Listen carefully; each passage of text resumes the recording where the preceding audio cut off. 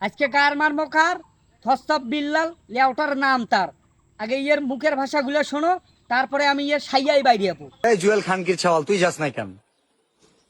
তুই যাস নাই কেন? মানুষের পিছে আঙ্গুল দাস, লজ্জা করে না? তুই যাস না কেন? আমরা তো খারাপ, আমরা না না না, তুমি হলে আসলেই খারাপ, কারণ মানবিক কাজ করার জন্য তুমি টাকা নিয়ে তোমার সাইয়াই ভরতা আছো। যাইতে পারি না। তুই যাস নাই কেন? তুই কেন যাস নাই?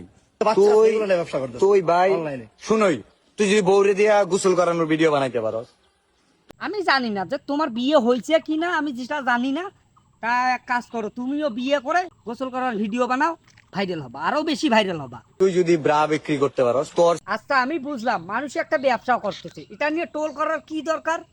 পারলে তুমিও করো, তুমি তো ওগুলো ব্যবসা করবা না, তুমি মানুষের কাছ থেকে টাকা চাবা, চান্দা তুলবা যে এর অমুক হয়েছে তমুক হয়েছে, নিয়ে তোমার পকেটে ভরবা। শুধু লিঙ্কটা আরে ভাই ক দিয়ে এটাও ব্যস্ত ছাড়ো, কিন্তু হ্যাঁ। ওইটাও ব্যস্ত আছে তাহলে কিরকম মাগির অ্যাডাল্ট, এই ক্ষণিকের ছেলে তুই।